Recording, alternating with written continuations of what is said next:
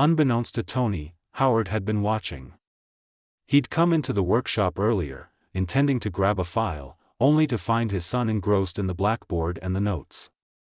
At first, Howard was alarmed. Those designs weren't meant for a child's eyes, but then he saw the way Tony worked. Howard stayed hidden, watching from the shadows as his son corrected equations and sketched new designs with a focus and precision that were almost frightening. When Tony finally left the workshop, clutching his notebook, Howard stepped out of the shadows.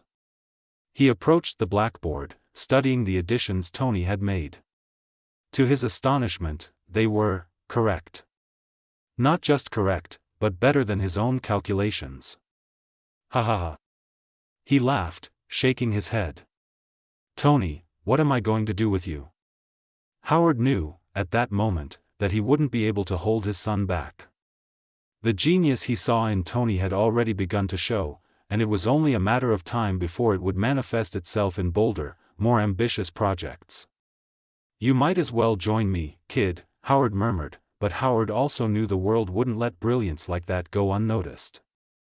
If Tony continued down this path, he would face challenges and dangers Howard wasn't sure he was ready for. For now, Howard decided, he'd let Tony have his moment. He wouldn't stifle his son's creativity, but he would keep a close eye on him, guiding him subtly and shielding him from the harsh realities of the world. God help me, Howard murmured, running a hand through his hair. This kid's going to outdo me before he's even a teenager. The sun rays fell through the massive oak trees, casting rays across the ground. The rustling of leaves filled the space with soft sounds, as well as the occasional sound of a bird singing. It was one of those ideal spring/early summer days when everything looked and felt vibrant with color and hope. Tony, now 5 years old, held tightly to Maria's hand as they walked along a winding path that snaked through the estate gardens. His little legs pumped with a force that defied the constant busy thoughts in his young brain. Maria in a plain but beautiful white sundress wore a smile as she scanned the ground to her son. "It's a beautiful day, isn't it, Tony?" she asked, her voice soft and melodic. Tony glanced up at her, his mind briefly pulling away from the intricate blueprints he'd been mentally working on since breakfast. "Yeah, Mom, it's okay," he said, but his demeanor hinted at his mind not being entirely in the present. Maria chuckled. "You're always thinking, aren't you? Even when we're supposed to be enjoying a walk." He shrugged, a playful grin spreading across his face. "Can't help it. There's just so much to figure out." "Well, maybe today, you can figure out how to climb a tree or skip a stone," she suggested, her eyes sparkling with mischief. Tony laughed. "Climbing trees is inefficient. The risk-to-reward ratio doesn't make sense unless I'm building a treehouse." She stopped walking, bending down to meet his gaze. "Tony, you're an amazing little boy. But you don't always have to be so serious. Life is about more than equations and machines. Sometimes, it's about moments like this, just walking, talking, and enjoying the sunshine." Her words sank in, and for a moment, Tony felt a pang of guilt. He adored his mother, and he knew she worried about him. She always encouraged him to play, to make friends, to be a child. But it wasn't that simple. His mind simply didn't slow down. Each moment of quiet was a chance to think, to construct, or to elevate. He just couldn't be the little kid she wanted him to be with so much in the line. To survive and live a long life, he had to continue to improve himself, or else, how would he face the countless villains in this world? "I'll give it a shot," he said quietly, a tiny hand giving hers a gentle squeeze. Maria grinned and stood straight, walking towards a miniature pond in the center of the garden. They settled on a wooden bench and viewed the water, the soft waves picking apart the sills of light. As they sat in silence, Tony noticed a duck waddling toward the pond, followed by a trail of fluffy ducklings. Although he wanted to think about the algorithm of his first AI and blueprints of the arc reactor, he noticed her mother's worried expression, hiding behind the mask of a happy face, so he decided to act and take it slow. He pointed excitedly. "Look, Mom. They're like a little family." Maria's heart swelled at his enthusiasm. "They are, aren't they? The mother duck is training her ducklings to swim and survive. She's their guide. Tony stared closely at the scene and paid attention to every single element. They don't have to read books or build machines. They just know what to do.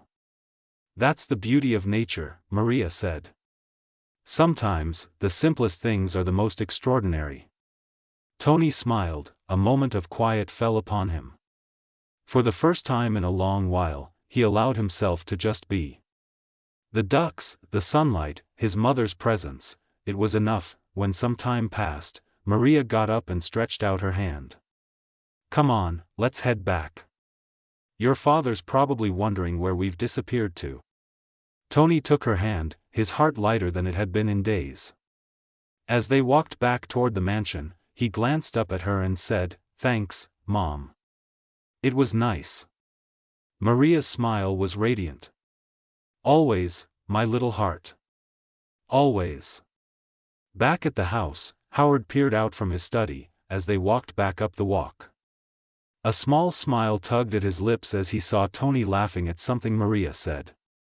For all his brilliance, for all his potential, Tony was still a child who needed moments like this. Howard looked over at his workbench, open on which Tony's notebook rested.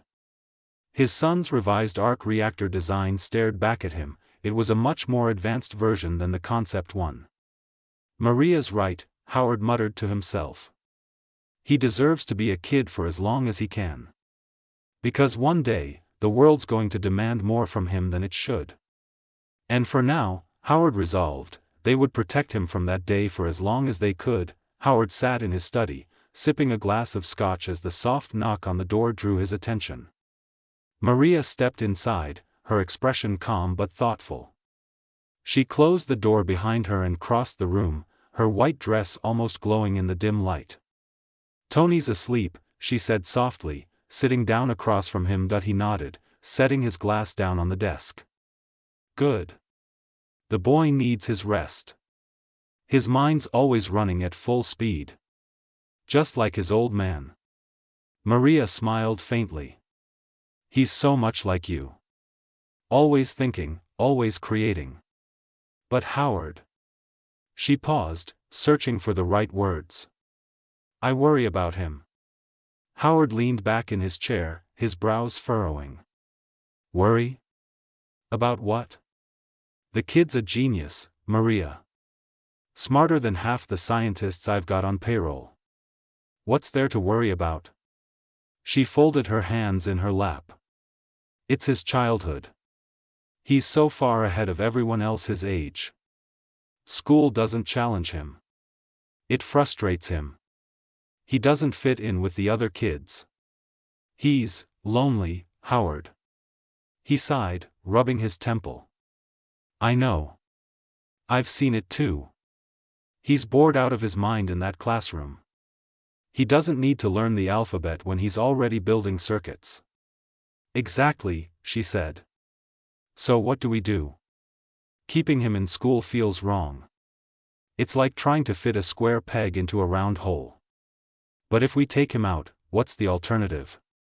Howard tapped his fingers on the desk, his mind working. "We need to give him what he needs. Something tailored to him. Private tutors, the best in the world. People who can actually keep up with him. Teach him things that matter, science, engineering, programming. Let him stretch his wings." Maria tilted her head, considering his words. "Do you think that's what's best for him? I mean, not just his mind, but his heart? He's still a little boy, Howard. He needs more than academics. He needs to know how to connect with people, to have friends." He frowned, his lips pressing into a thin line. "I'm not saying we lock him in a lab, Maria. He's a Stark. He'll have opportunities most kids only dream about. But we can't hold him back just to keep him normal. That'd be a waste of who he is. The world's going to need his brilliance someday." Maria reached across the desk and placed her hand over his. "I just want him to be happy, Howard. Not just successful. Happy." His expression softened. Howard squeezed her hand gently. I want that too.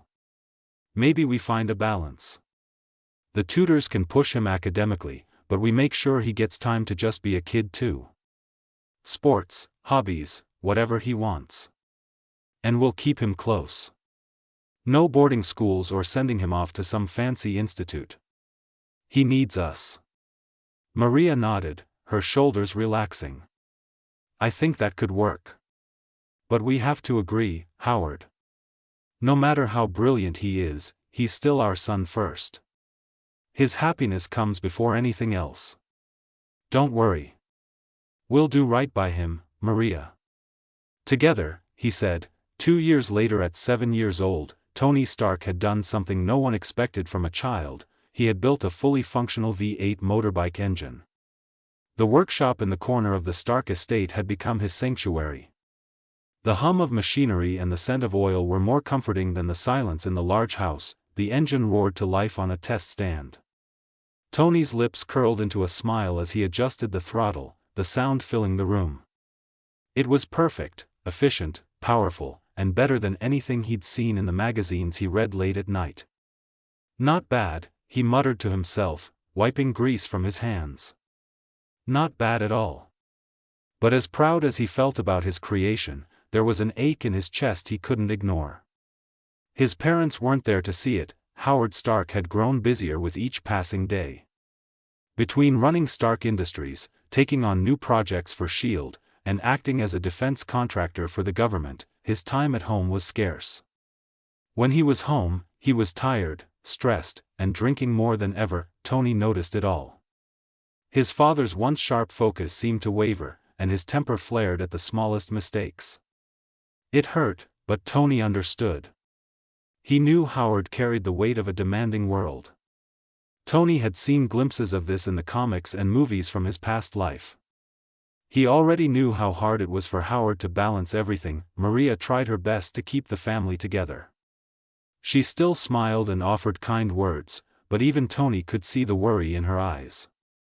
She spent her time organizing charity events and running the household, but she seemed lonelier now, too. Tony often worked late in his workshop. The machines didn't yell at him or tell him to stop dreaming.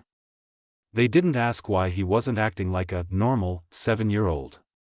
Here, he could be himself. One evening, Tony was sketching blueprints for a small robotic arm when the door to the workshop creaked open.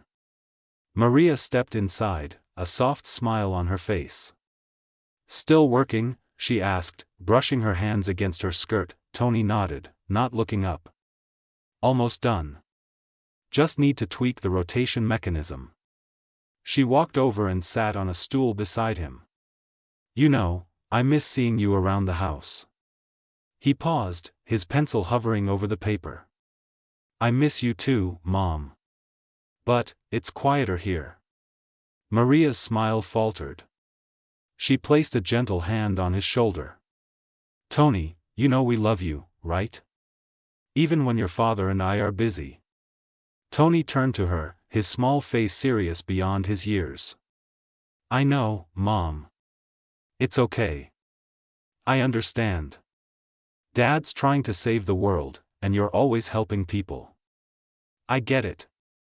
Her heart ached at his words. But you're our world, Tony. Don't forget that. For a moment, neither spoke. Then, Maria kissed his forehead and stood. Come inside soon, okay? It's late. I will, Tony said softly, watching as she left. In the main house, Howard sat in his study, a glass of scotch in his hand. He stared at a stack of papers on his desk, but his mind wasn't on work. He thought about Tony, about how distant their relationship had become. I need to do better, he whispered to himself. But the words felt hollow, lost in the haze of stress and alcohol. Tony, back in the workshop, stared at the blueprints on his desk. He wasn't angry at his father. He wasn't even sad. He had already decided that if the world was too big and complicated for his parents to keep up, he'd just figure out a way to make it better himself. Tony sat in the workshop late at night, his secret notebook open before him. The pages were full of sketches hastily hatched during short lapses in attention, lists carefully tabulated, and names written in neat, precise letters. It was Alexander Pierce, Arnim Zola, and many more names stared back up at him, reminded of the villains he knew from the comics and movies of his past life. The weight of the task before him pressed heavily on his small shoulders. He was just 7 years old, yet the responsibility of saving his family and dismantling an organization of that secretive nature felt both terrifying and exhilarating. He clutched the pencil tightly and began writing a new idea that had been circulating in his mind all day. "If I can't stop them, no one will," he said to himself, his voice steady despite the fear that persisted at the edges of his thoughts. Tony understood he couldn't rely on his father. Howard was brilliant, but between his responsibilities as the head of Stark Industries, his work for S.H.I.E.L.D., and his growing dependence on alcohol, Howard was far too distracted. If anything, Howard might even dismiss his concerns as childish fantasy. And what was he even supposed to say? He couldn't possibly reveal the secret of his rebirth. No, this was something Tony would have to handle on his own. Tony flipped to a blank page in his notebook, heading at the plan. The first step, he decided, was to create a tool that could do what he couldn't. A tool that wouldn't tire, wouldn't falter, and wouldn't doubt him. An artificial intelligence, far beyond anything Howard had ever dreamed of. If Tony could control technology, if he could command the flow of information on the internet, he could expose Hydra's spies with ease, but first, he needed to start small. His own computer. Howard's unfinished projects and spare parts, forgotten and collecting dust in the estate's storage areas, would provide the perfect raw materials. Over the next few weeks, Tony scavenged every component he could find: circuit boards, processors, cooling fans, and even wires from decommissioned prototypes. He carefully avoided anything Howard might miss, not wanting to raise suspicion. His nights were spent assembling these parts in the workshop, the space becoming his sanctuary. The air smelled of oil and solder from his previous project, and the rhythmic hum of machines was his lullaby. His fingers worked with a precision that belied his age, connecting wires and testing circuits with the determination of someone much older. It took weeks of trial and error, but finally Tony had made a working computer. Not much to look at, it was an odd assortment of mismatched components housed in a makeshift case. It worked. And the moment it powered on, with its screen glowing in life, Tony's heart swelled with pride. "Okay," he muttered to himself, settling back in his chair. One step down, a million to go. The computer was basic, with limited processing power and memory, but it was his. More importantly, it was the foundation for his real project, the AI. Tony named it Project Hermes. Hermes, the Greek messenger god, felt like a fitting namesake for what he envisioned, a system capable of transmitting and interpreting information at lightning speed. His life over the next 6 months became a careful balancing act between his formal education, his growing knowledge, and his secret project. Mornings were spent with his tutors, breezing through lessons on math, science, and engineering.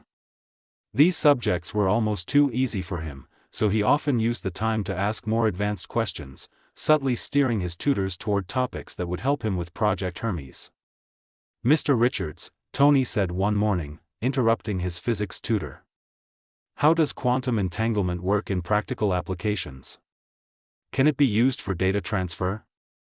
The older man blinked, startled by the advanced question. "Well, Tony, that's a complicated field. But, in theory, yes, it could revolutionize communication." Tony nodded, filing the information away for later. Afternoons were for self-study. He devoured books on coding, electrical engineering, cryptography, and network systems. Many of these he borrowed from Howard's private collection, sneaking into his father's study late at night to retrieve them. He also began experimenting with programming languages, teaching himself basic and assembly code. Evenings belonged to Project Hermes. In the quiet solitude of the workshop, Tony worked tirelessly on the AI. He started with basic algorithms, teaching the system to recognize patterns and learn from data inputs. Slowly, it began to respond to voice commands, though its responses were clunky and limited at first. His makeshift computer struggled to handle the demands of his AI algorithms. To overcome this, He carefully borrowed more advanced components from Howard's labs, always ensuring he left everything exactly as he found it. While Tony was incredibly intelligent, there were still concepts he didn't fully understand. When he encountered these roadblocks, he turned to his hidden notebook, sketching out ideas and solutions until he found a way forward. Life at home was becoming increasingly difficult. Howard's temper flared more often, and his drinking worsened. Maria did her best to keep the peace, but even her warmth couldn't shield Tony from the tension that filled the house. And to make things worse, he had to be extra careful to make sure his dad didn't suspect him of borrowing his instruments without permission. By the end of 6 months, he had made remarkable progress. Project Hermes was no longer just an idea, it was a functioning AI.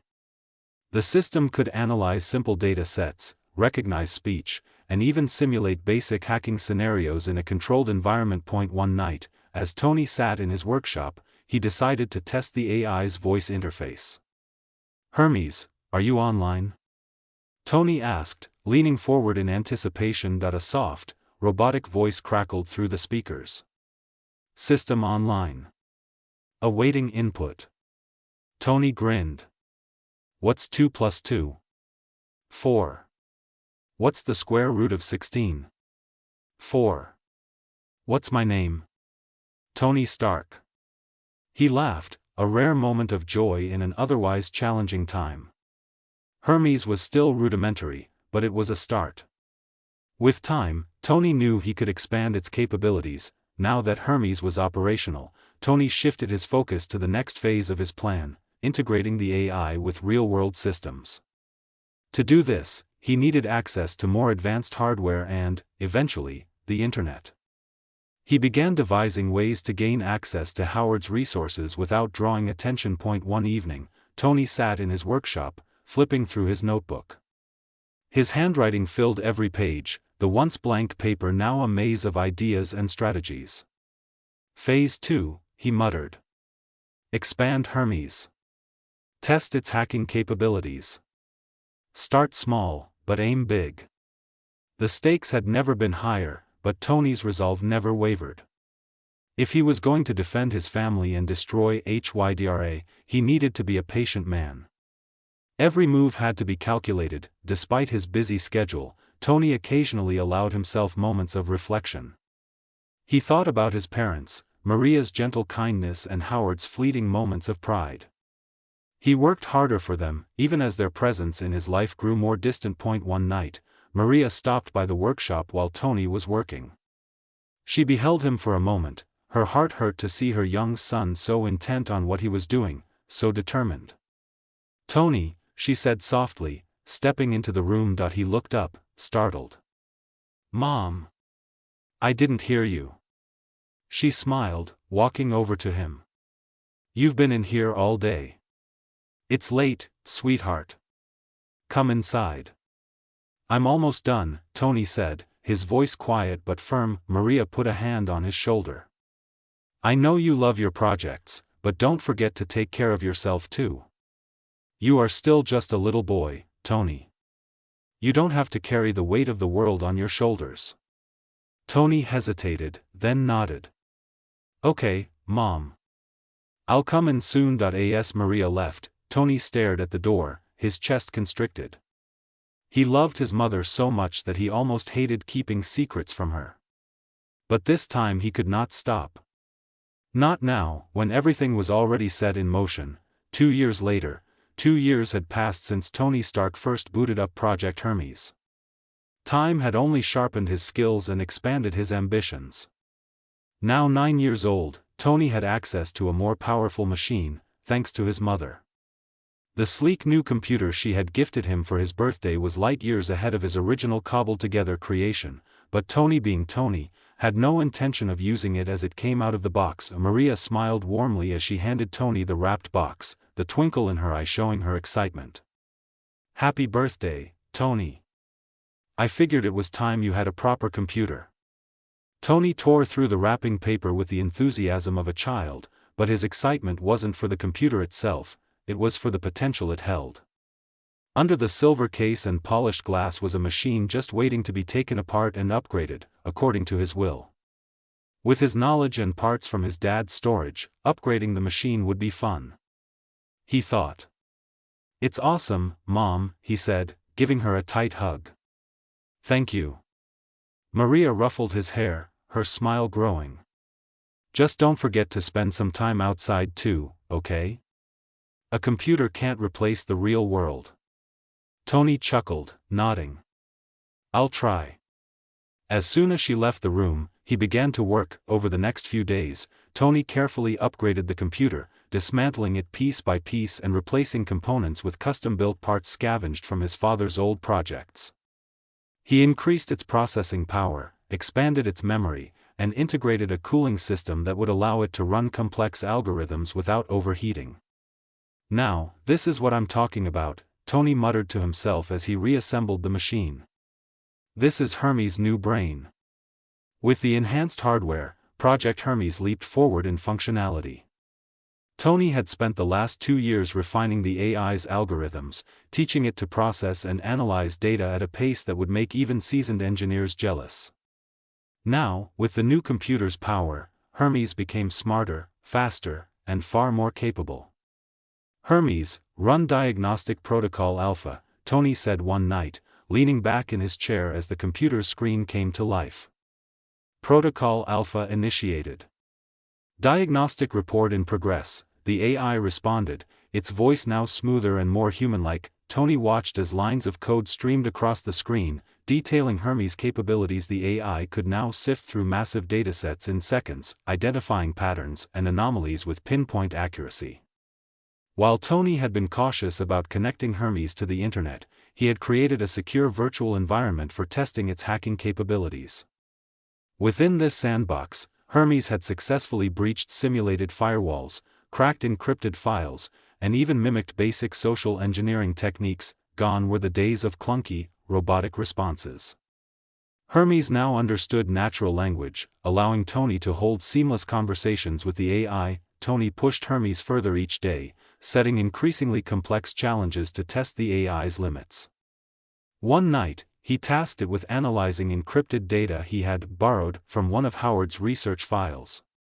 "Decrypt this file and summarize its contents," Tony instructed. "Decryption in progress." "Estimated time, 3 minutes, Hermes replied. Tony tapped his fingers on the desk, impressed. The file was heavily encrypted, but Hermes had no trouble breaking it down. When the AI finally displayed the decrypted data, Tony couldn't help but grin. It was a blueprint for a new type of reactor, a design Howard had been keeping under wraps. "Not bad, Hermes. Not bad at all." While Hermes was growing more powerful by the day, Tony knew it wasn't enough to keep the AI confined to his workshop. If he wanted to take down HYDRA, he needed Hermes to interact with the real world. But that came with risks. The moment Hermes touched the internet, it would leave a digital footprint that could attract unwanted attention. Well, time to create a cloaking protocol and upgrade the codes. He cracked his fingers.